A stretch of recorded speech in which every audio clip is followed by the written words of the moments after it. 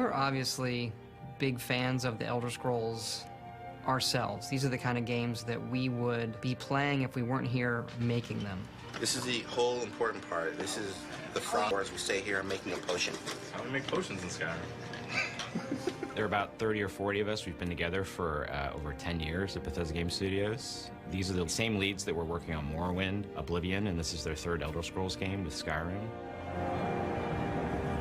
It wasn't a question of whether we were going to do a fifth one. It was more, what did we want it to be? How is it going to be different? Skyrim is sort of this culmination of over a decade's worth of making open world RPGs, and we're trying to take everything that we've learned and focus it onto this one game. You're the leader of the rebellion. I thought it was weird when he said, "You're the leader of the rebellion."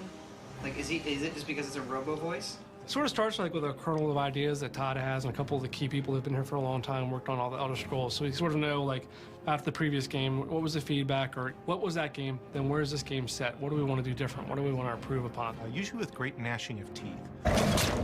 That's usually where you start. One of the reasons why we did Skyrim is it has more developed lore than some of the other places. We've written more about it. There's been more references in books.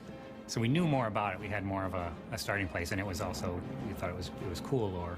What is the tone of the game? How does the player feel about the world they're in?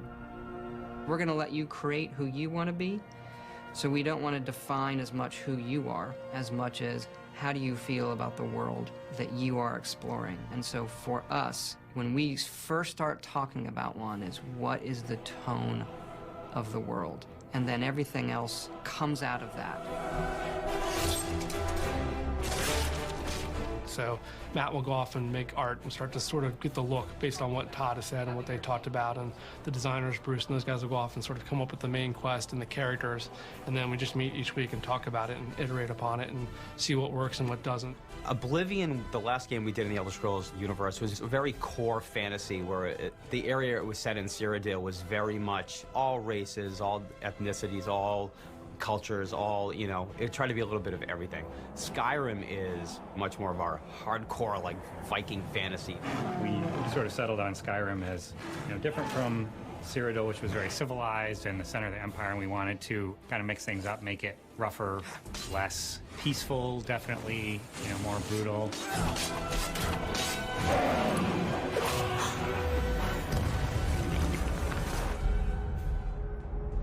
Skyrim starts the way every Elder Scrolls game starts. You're a prisoner, you don't have a background. And it's sort of like an Elder Scrolls tradition. We want the player to fill in those blanks, you know, with their own imagination. You were trying to cross the border, right? Skyrim was fine until you came along. Elder Scrolls especially, we give you, you're a blank slate. And we've wiped your history clean, and you're free to make your story as you wish. And in this particular case, you're being led to your execution. And the execution is interrupted by a dragon attack. And Into the keep! you were a criminal and you were accused of some crime, but it's like, what is this other stuff going around? There's this weird civil war going on. He doesn't have the men. That's not what my scouts report, sir.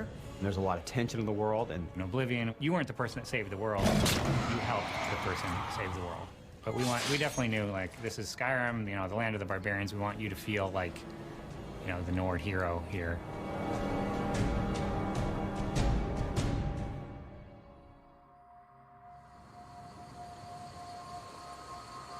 What is it now, Mother? A dragon! I saw a dragon! If you were to look at the PowerPoint way back in the day, dragons was #1 on that list. We are going to do dragons in a way that you've never seen before in any RPG. We haven't had dragons in the Elder Scrolls. We had one in Redguard, but that game is set in the past. And so there kind of becomes these mythical creatures people talk about, but you never quite see. You know, there have been rumors of dragons coming back, and no one's really believed it because, as far as anyone knows, dragons are gone from the world. They've all been killed off, you know, hundreds of years ago. But now here's this dragon. What's that about? The Nords have this god in their pantheon, Alduin. Alduin, who is this, I don't want to say evil, but dark god in the Elder Scrolls lore, he is a dragon. In the ancient times, he sort of ruled over the humans in this part of the world. Alduin's Wall is sort of a history in stone. of the last time that dragons were seriously resisted by the human beings of the world. And it tells the story of how Alduin was defeated the first time. And the prophecy goes that he will return and eat the world. Well, that's what happens in Skyrim. And part of what is written on the wall is the player's journey, the player's destiny. And so you start out trying to figure out, you know, what does it have to do with me? Pretty early on, you learn that you're Dragonborn, and so you're trying to figure out, what does that mean? The Dragonborn is someone who has the soul of a dragon, and there hasn't been one in so long. People almost wonder if it's a myth. You don't have a chance! Dragonborn is like, that's something where it gets really kind of metaphysical, kind of, we don't want to define it too much. That's what we do want it to be. Well, how does that work? You show up and you start exhibiting these powers, and people are like, oh my God, could it be true? Is this the Dragonborn? Does this person have the voice, the Thu'um, this power of old? And if so, what does that mean? And what it really comes down to mean is anointed by the gods with the soul of a dragon. This is something that, you know, once every few generations you have someone who's born with this ability. So you as the Dragonborn, you must resolve the problem with the dragons. You must find out what it is they're back here for, and you have to take this head on.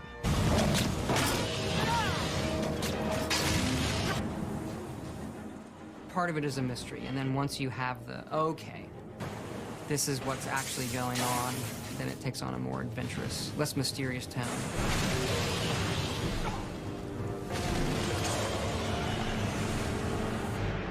Like a lot of game story ideas, it comes in little fits and spurts, and it starts with something simple and starts to grow into something more elaborate, and finally you take away some of the excess and you're left with something rather clean. For us, it started with a very simple concept of dragons. If we're going to do dragons, we need to do dragons right, because it's a big deal. This isn't something you can just, oh yeah, there's another creature like a bear walking around in the woods. Part of our challenge was to make the dragons familiar without being 100% cliche.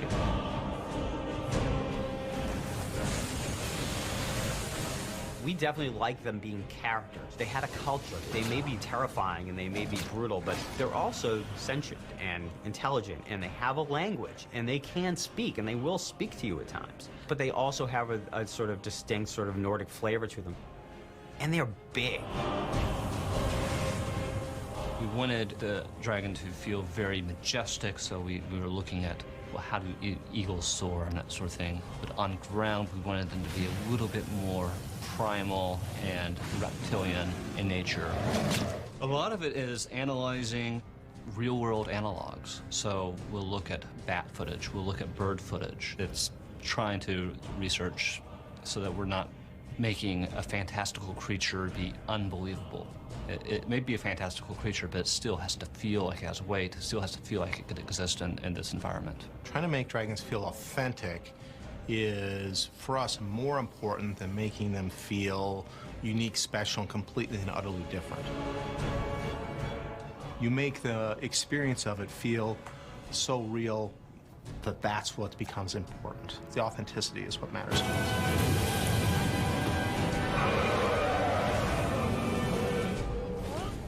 In the Elder Scrolls lore, the ancient Nords had this power of the Thu'um, the ability to shout and, form these words of power.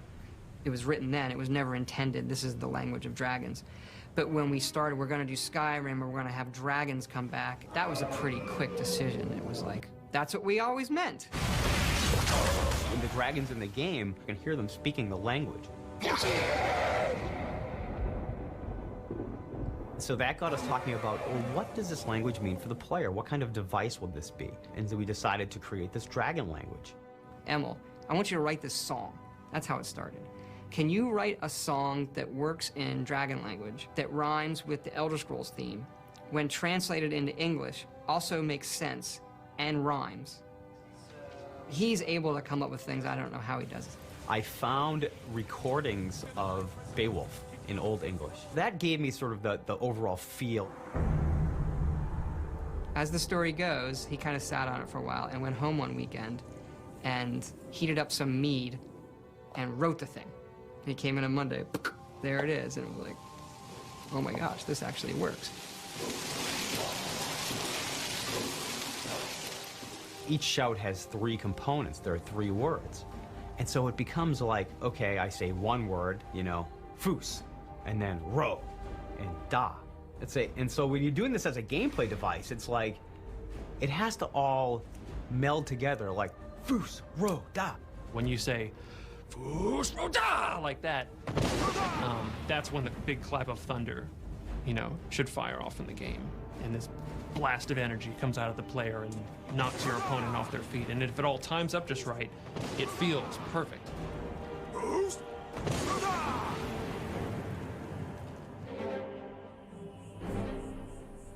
You have these walls where you learn the words of power usually, and they are these ancient writings of the Nords who knew the language.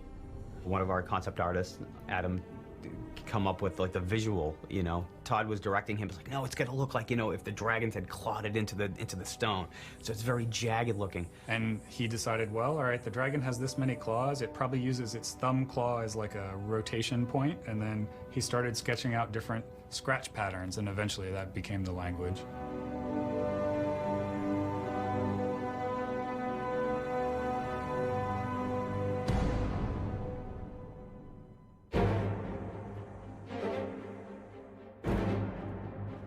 Skyrim's the most northern province in Tamriel, so it's the home of the Nords. It's really heavy, snow-covered mountains and this really rugged environment. Really one of these like large, craggy features that erupt out of the ground, giving you these kind of dramatic, sheer visuals and vistas to walk and travel through. The world is our main character. Even though you're playing somebody, we have these NPCs, we have a story, the main character of the game is the world, the province of Skyrim. So the world in this region really defines the entire look of the game. What creatures live there and what alchemy plants grow there. So we come up with a set of foliage that grows in each region, different color palettes, different lighting, different weather, and then make sure that transitions well between the different regions, but then still fits in with the overall aesthetic of the world. What makes our RPGs different is the amount of time we spend just building the world and thinking about, as you walk through the game, what are you going to see when you walk into town? You know, what are you going to be able to pick up? What are you going to be able to craft? What are you going to be able to eat? All of the little things in that are what we obsess over. You could say, well, what effect does that have on gameplay? Let's not overthink it. That's just neat. But they become the key thing that makes you feel that this is all real for the moment I'm in it. We kind of call it cluttering the world. You can go into a house and steal all the guy's mead. And, you know, that's fun. That was a game you just decided to go do. I want to touch everything and do it and stare at these bushes that have all been individually modeled and what do their flowers look like? And then you can pick the flowers off and they come off and you can eat them and they do things to you and you can mix them into potions. It makes a sense of believability to the world. So you really see how people live in it and what they're doing. And a lot of the story is just told by the clutter or the environment that is just built around that character. There is so much stuff in the game. It is an orders of magnitude larger and has more things in it than we've ever done. It's not enough for us just to create one large city. We're going to do 5. It's not enough for us to do a few farms or a few places of interest. We're going to do 500 hand-placed things for you to look at in the world. And we're going to keep adding. We're going to keep playing. We're going to keep adding. We're adding up until the end. When you come out of that first dungeon and you see this huge open valley of pine trees and clouds and these giant mountains like we haven't been able to do in any previous Elder Scrolls game, that part is really special. That's kind of the first part where we're like, yeah, that's what Skyrim's all about. This big, huge, rugged, open world, and you can kind of go wherever you want in it.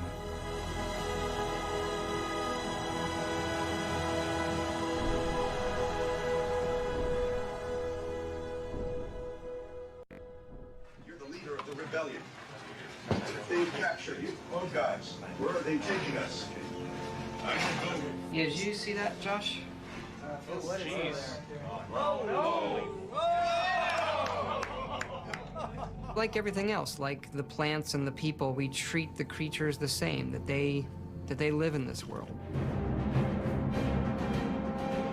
Mammoths and giants. Probably the coolest, because you can actually get kind of close to them. You can walk up, as long as you don't get too close, you can walk up and watch them sort of move on by like a slow herd. If you mess around with them, it's not going to be pretty. They're very powerful. Some of the principal villains in the game would be the Draugr. These are sort of mindless undead creatures. Have archers, porkers, who are these seals. A cool one that people haven't really seen before is the Falmer. These are another type of elf in Elder Scrolls lore. In Skyrim, the idea is that they've lived underground for a long time, so long that their eyes have all grown over. We have hag ravens. She's a really powerful magic user. Which are evil witches who have decided to trade some of their humanity for all kinds of evil magical powers. One of my favorites in concept and execution are these ice wraiths. There's a line in lore that Nords, when they come of age, will go fight an ice wraith. But we didn't really know what an ice wraith looked like. So we didn't want to do just a typical ghost specter thing.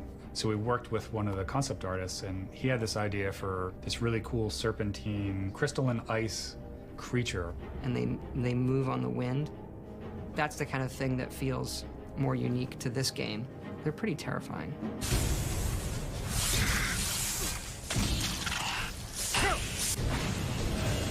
I think combat is a really, really tricky thing in a game like this. You want to make you, physically, the player who bought the game, feel like you're getting better, but more so that the character on the screen that you are playing is getting better at it. Where do you draw that line? How much does it become a reflex game? I'm good at blocking at the right time versus my character's good at blocking. Look at combat in a big way.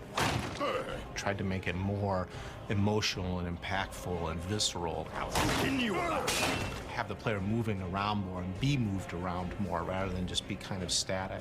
We made a lot more action-oriented, and that always presents a lot of challenges because it actually involves a lot of math and timing to make it fluid and fun, and a lot of iteration. We did spend a lot of time just, taking a mace and hitting fake guys in the head on the screen until it, punchier. Oh, now you're going too far. It looks too silly. Okay, pull back. If we can succeed at, here comes a wolf, and I take an axe and I plant it in his head, and he dies, and I take his hide. Like, if that, just something that simple, you feel like, yeah. You feel good about it.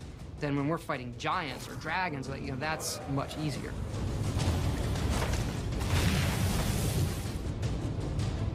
I might switch the camera move on this one, though. And we looked at the visual experience. The visual experience for us needed to be more immediate, needed to be more like I'm there in the world.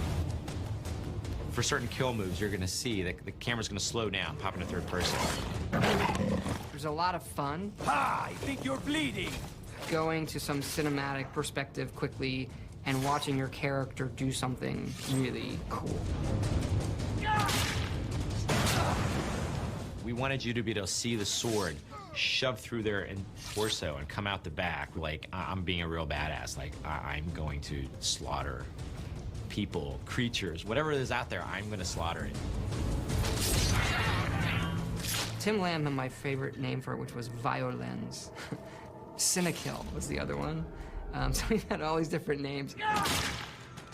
I mean, any month there was a different name. So I think this month's name is Kill Cam, and I don't think we'll change it. We're getting toward the end. That's Claff the wizard. He's dual wielding. The key to combat in Skyrim is being able to wield weapons and spells in both hands. So that's a new thing for us.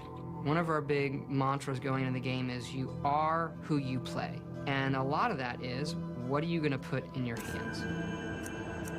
Dual wielding now means, well, I can have a spell in this hand and a sword in this hand.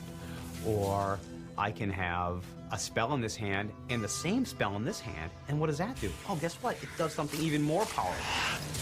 And so that all plays into how the combat plays out.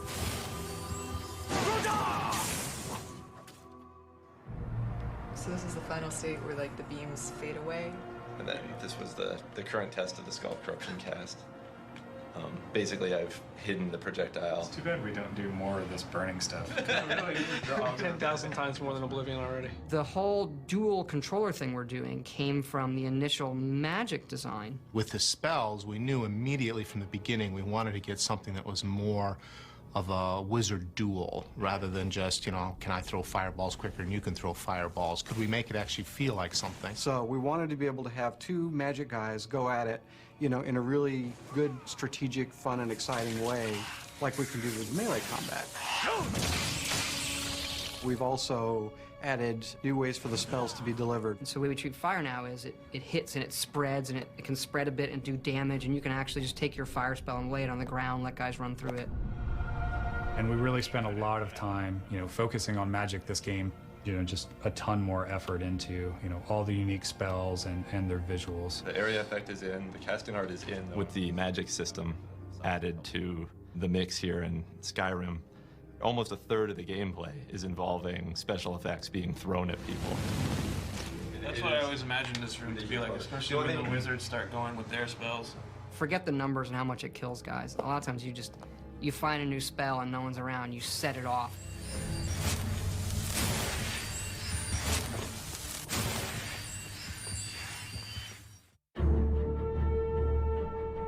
Your damage resistance is determined by your armor and your perks and other stuff that might fold into that. So in this case, admittedly, the player will have to trust that we are doing what we say we are doing.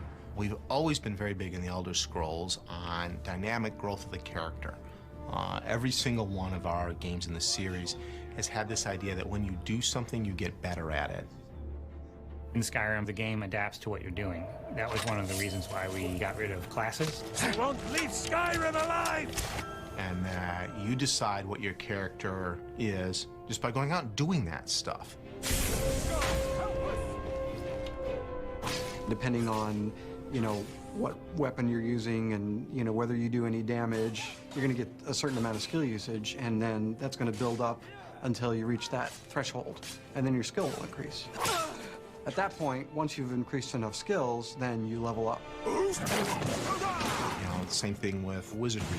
Start casting spells, you'll get better at casting spells. So in an ideal environment, you don't have to think about what it is you're trying to do. You're not watching to see, oh, how can I make my character do this or that?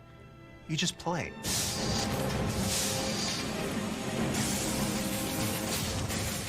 And the game responds. The game responds by letting you become those things. Every time you level up, you get to pick a perk. And the perks are what really defines your character.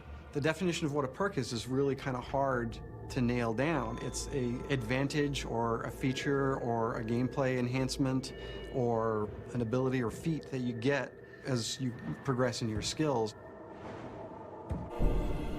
You can actually play the game for a while as a warrior character and then decide, I want to start doing magic stuff.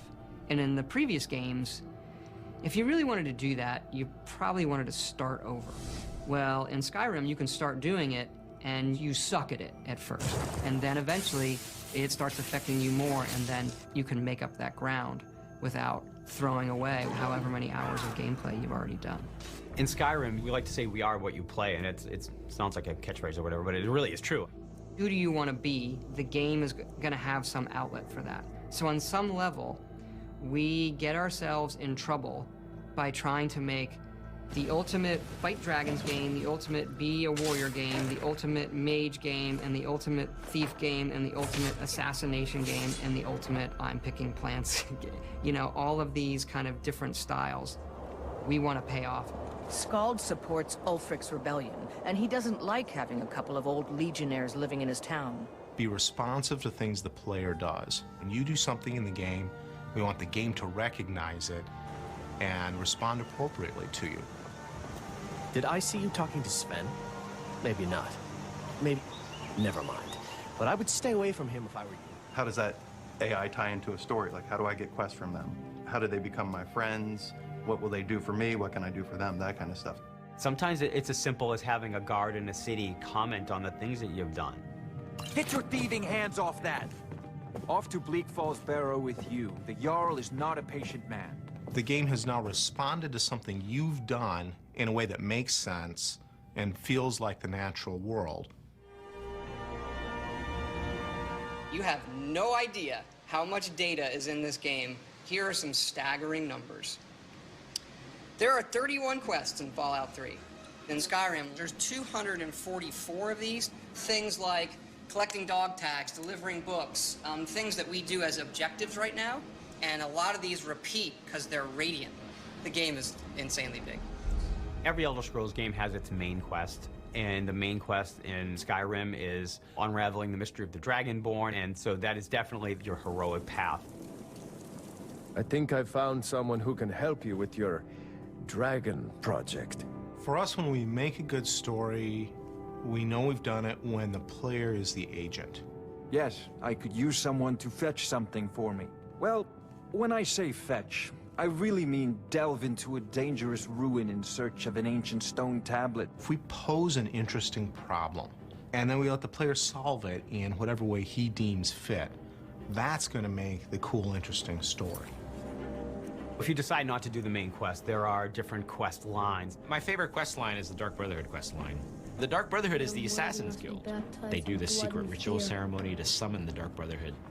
And when you join the Dark Brotherhood, you're one of the guys who shows up and goes, who do you need killed? What do you need? I just think that's just really awesome. We have this open-ended simulation. The games sort of offer this word sort of redemption, where, okay, I'm going to play as a bad guy and do all this bad stuff. I'm going to join the Dark Brotherhood and, you know, maybe join the Thieves Guild and do scummy stuff. You know what? Then I'm going to do the main quest, which is more honorable. And then because you're put in these situations where you're sort of the good guy, you start to feel like that.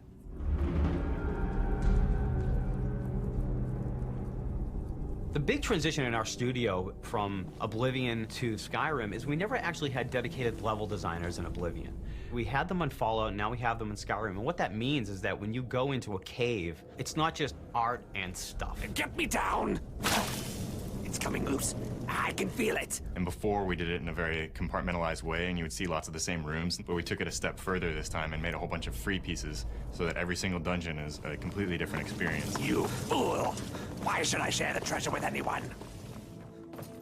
In total, we have around 310 or 15 spaces. That includes dungeons, large dungeons, small dungeons, exterior play spaces. Our sort of ideal now is that we want every dungeon in a game like ours to be as good as a fully scripted level, something in like a highly authored game. Every dungeon's going to tell some sort of story, whether visually or through notes or books or the loot. You might actually get, like, literally a quest. It starts up, it's put in your journal. In some cases, it's more of a free form. You know, you follow clues or you just learn the story of the dungeon by playing through it. The implied stories, to me, are the ones that are some of the most interesting because there's not a word of dialogue spoken. There's just the environment speaking to you. So you go in, you see a body laying on its back with an empty bottle clasped in its claw and bottles in its mouth. He's just laying there. We really want to have this memorable moment. We want to have the players who played the dungeon or the level to come back being like, that was an awesome experience. When I came into that last room and I saw the sky shining down from above and this cool little set piece with the streams going through and then the boss comes out, that was really cool. So that was the one thing I always ask the LDs after they're finished past 1 or past 2 of a dungeon. I'm like, so, you know, what's your memorable moment? Every time you play, you're gonna find something neat or something different's gonna happen. Games are such a unique storytelling device is that you have this really opportunity to tell a story through action, through gameplay.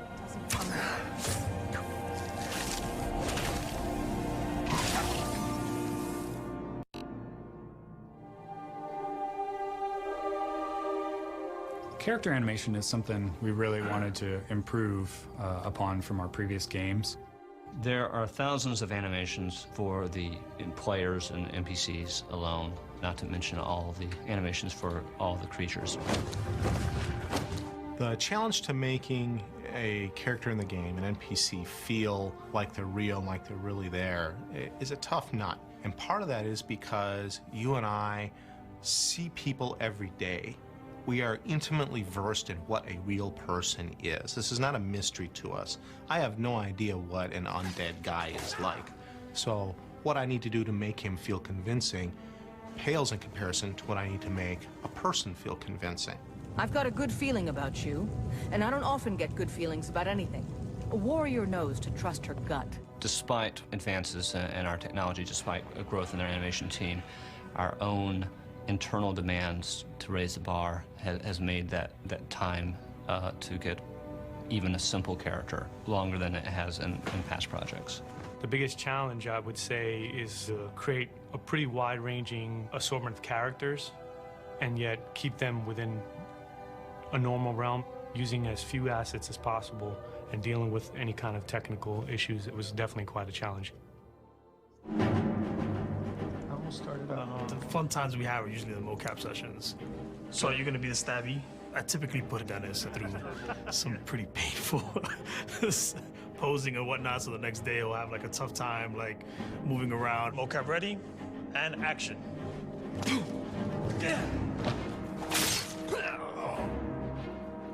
One of the things that we do a lot is kind of leave like messages and pranks on each other. Rick killed me yesterday, you know, that mocap session was too much. And action. And even though motion capture might be a foundation, there's a lot of hand editing of that motion capture data to make it work within a gameplay context. An attack might be sped up, it might be radically altered to make it work for our needs. You'll make a fine look. I think the best NPCs, you can tell a lot about them from the voiceover. I've been thinking, maybe Camilla needs a little help seeing Sven for what he is. That little bit of writing and how they say hello is, I think, like one of the hardest things to do. Only thing better than riding a swift horse is riding a swift horse over the enemy. You know, in Oblivion, we had like 12 actors, and that was one of the complaints is you walk in Oblivion and you hear a lot of the same voices. So for Skyrim, we want to definitely improve on that dramatically, and we're talking dramatically, like night and day. Everyone thinks I'm too young to be a ship's captain, but I'm going to prove them wrong. And in this game, we have 70+ actors doing over 110 roles. A lot more than we've ever had. Yes, sir. You know, it was for about 4 to 5 weeks, 3 voice studios working simultaneously. Let's see if we can get people trying a quote-unquote Nordic accent. You've come all the way to Skyrim. You're at the tip of the continent here. The guys are big and burly and have beards. The women are big and burly and have beards. And everyone's handy with an axe. And it's a fine line of what sounds good and what sounds like ridiculous. And so we spent a lot of time casting. We have some great actors. 9 again on our take 9. It's a good thing. Some of the more specific names we have on here: Max von Sydow, Joan Allen, Linda Carter, Christopher Plummer, who I've wanted to put in a game forever. You know the ancient Nord word for war? Season unending. And so it has proved. They were perfect for the part to begin with. And I think everybody had a really good time. I can make them. Thank you, sir. And now 22, we're moving on to a different They bring a resonance to their roles when they talk that you can write like the cheesiest line. And wow, that sounds great coming out of his mouth. Begone! Before even my philosophy is tested beyond the breaking point. We are men of peace, and you are not.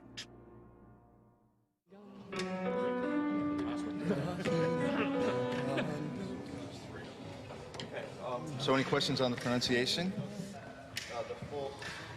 Let's try it. 5, 6.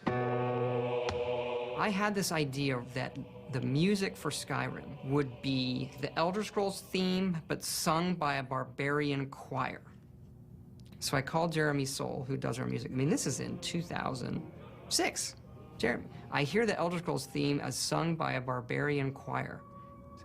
Okay, how are we gonna do that? I don't know. You know, what are they singing? They're singing this song in the dragon language to the theme of Elder Scrolls. Or do you want a solid break right here? Let's go ahead and carry it. His work on the main theme of the game set the tone for the rest of it. And eventually we went out to Los Angeles to Sony's scoring stage, and then had just a fantastic choir and choir director. Settle. And the choir was only made up of about 30 people.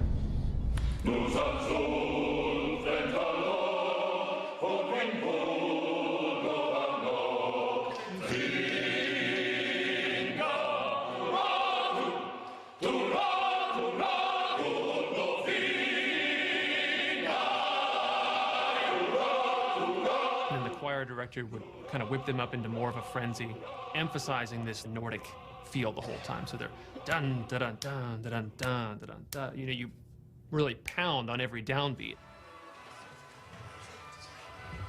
And what they would do is just do 3 passes on each verse of the song. Now you've got the sound of 90 people singing this thing in this massive hall. You take a break from it, and you come back, you still get the hairs raising on your neck every time they come to the big chorus.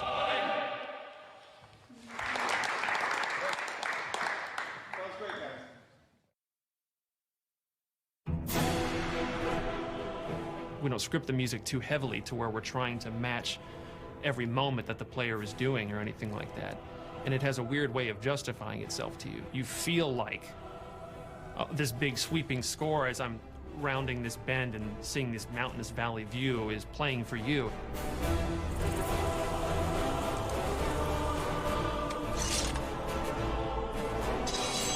There's nothing satisfying about pulling out a sword with no sound.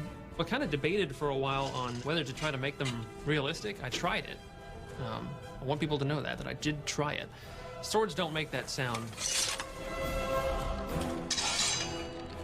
So I very quickly drifted back to the more Hollywood style because people want to hear it. I actually really enjoy make things that just feel very visceral and great impacts of the sword and shield and that sort of thing. So I really have a hard time with magic, actually.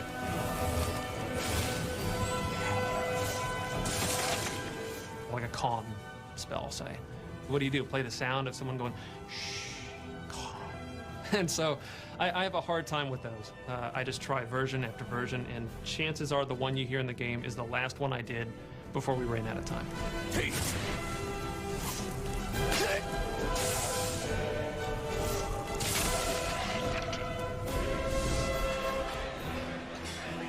Our games are pretty long. They're like 3 to 4 year development cycles. It does feel like we've been working on it for 20 years, to be honest. It takes a long time to make the game. Today I'm hoping to get to some creature balance. I've already started on some wizard stuff. We have the wonderful luxury of being able to take people who've worked with everything we've worked with, who know the kinds of things we want to do, and just start immediately. You're working with guys who know you and know your strengths and your weaknesses, and you bicker with them and you share laughs with them, and at the end of the day, as long as you make a great game, that's all that matters. You know, I don't know if everybody knows, but the artists, the world artists, did finish, you know, end of June, nav meshing the entire world. Every time I sit down with a meeting with them, you know, every now and then I have to remind myself, I'm like, hey, I'm talking to Todd Howard. He's a pretty cool guy. Todd is very clear on what he wants. He'll walk into a room where we've been working on something and say, nope, should have been like this, or do it like this, or that's just right, instantly. If you enter his office, no matter what the problem is or whatever, as soon as you leave, he'll make you feel like $1 million. He doesn't come out every week and beat you over the head with a 2x4. He's like, you're not working hard enough. He just does that every other week. All of those things that we liked growing up and the melding of technology and art. Video games, I think, are the ultimate melding of those art forms.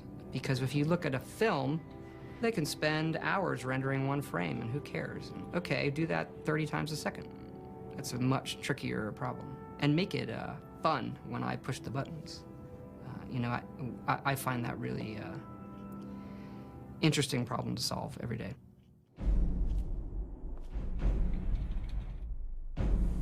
The beauty of making an open world game is you can choose your entertainment to be what you want it to be.